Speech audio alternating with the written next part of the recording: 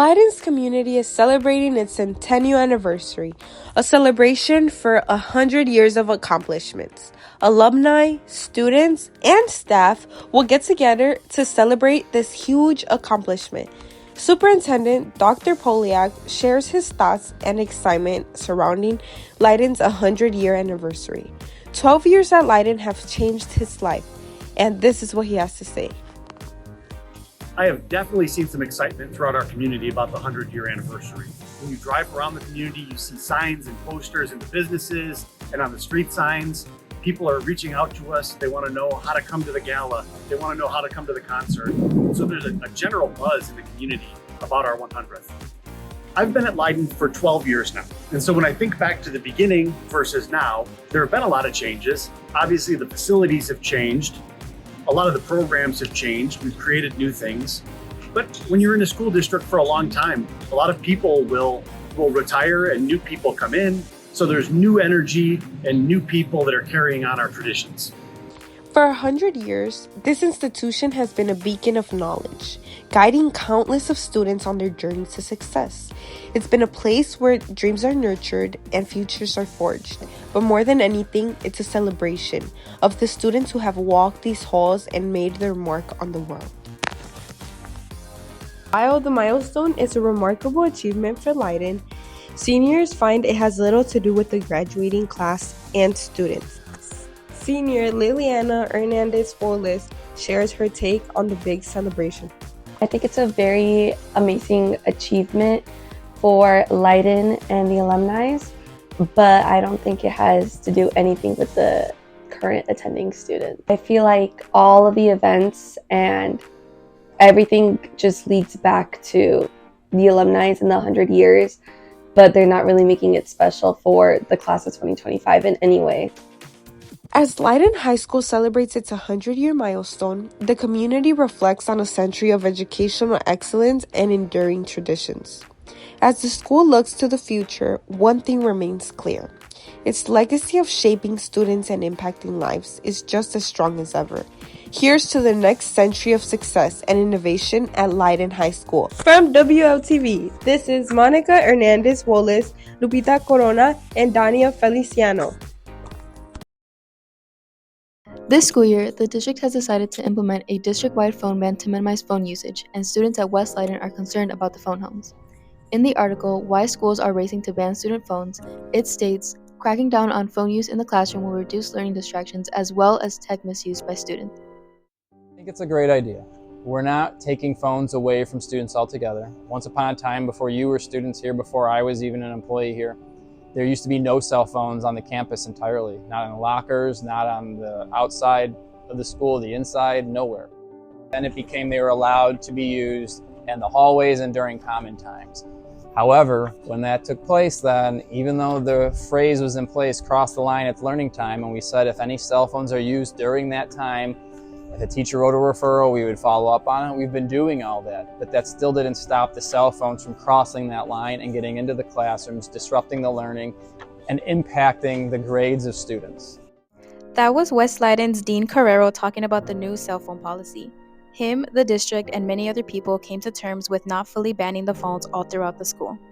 I think that they had to implement this rule at our school because, if we're being honest, if I'm being honest with myself in class, I would use my phone a lot and I would not get my work done, to be honest. I actually kind of like it because I feel like it forces people to talk to each other, and I think it's more convenient for the teachers. They don't have to be reminding anybody to get off their phones. But if students are engaged in class and teachers are engaging students in the content, all the things that are done on the Chromebook would actually be used in an academic sense and purpose. Students are going to be able to absorb more of that content and then use it to perform better, not just in their classroom grades and their assessments that take place for Leyden, but also the state assessments that ultimately make a large impact on students when they leave here, where they get to go, the opportunities they get to have. And so the people who benefit, but are probably most also impacted, are the students 100%. According to the article, Students Can't Get Off Their Phones, Schools Have Had Enough. It states a 13-year-old was visibly anxious about a proposed cell phone ban at a previous school, having grown up with a steady drumbeat of news about school shootings. We want students to have their phones during the drills and emergencies for that very fact, because as parents, we want to be able to hear from our children that when something does go wrong, they have access to their cell phones. If we don't let kids do that, what will probably happen is parents are going to start flooding the school with phone calls. And the school needs to be getting in touch with the emergency services. And so if we have all that blocking that, we're creating a bigger hindrance to getting people and students and adults help who may need it in that moment if it was a real emergency. I think they'll probably keep the phone policy for like majority of the time now. Me personally, I don't think it'll be taken away. It's something that they've been trying to work on, and it's not just our school, but many schools. And honestly, it's work. You know, it's a very large vessel, and it takes a long time for it to turn. But little by little, you know, moment by moment, you can still make those changes. And so we went one way, now we're trying to turn back to the other. In a positive way, I'm very talkative, so I feel like this allows me to talk to more people and it not be awkward, because, you know, a lot of people just want to go on their phones like once we're done with the work. And I think this has been an opportunity to like meet more people and just make more conversations, which I really enjoy. I pay attention more in class now, and instead of telling myself that I'll do it at home, like for example classwork, I tend to do it in class now, and I actually get a lot of it done instead of being distracted by my phone. Well, there you have it, the different point of views coming together to create a conclusion on Leyden High School's new cell phone policy. For WLTV, this is Mia Herrera, Samantha Cervantes, Maddie Madrano, and Michelle Orby signing off. Go Eagles!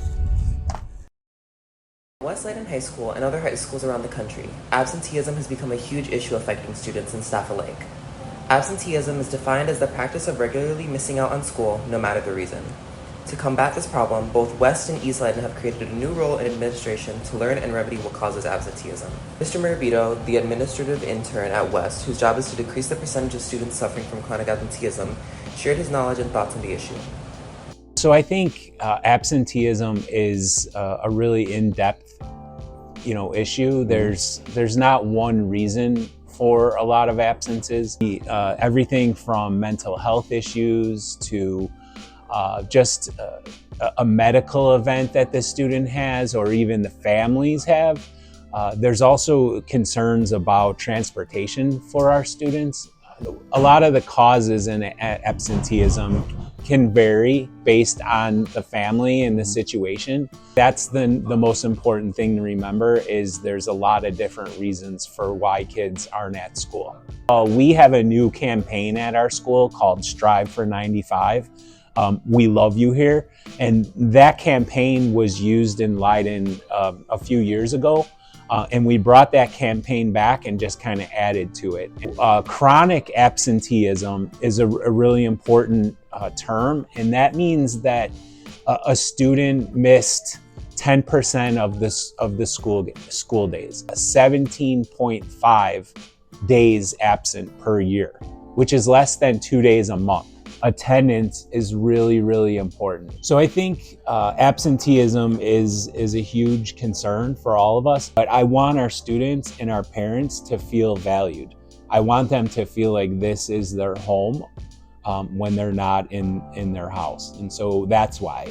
I'm just one person, right? And so the thing with attendance and really success of our students is it's a team effort. I think this interview and just the idea of students understanding, so Strive for 95, you'll see stuff around the building, and that campaign, 95% attendance, if you look at the research, if you're here 90 to 95% of the time, you're assuring yourself A's and B's in most cases, and higher graduation rates. The community needs to understand, and I believe we're in the process of letting everybody know what our focus is. And I know if you look at the research, students who graduate high school versus students who don't graduate, there's over $1 million earning difference between the student that graduated from high school versus students that dropped out of high school. I'm always available to help our school and our kids.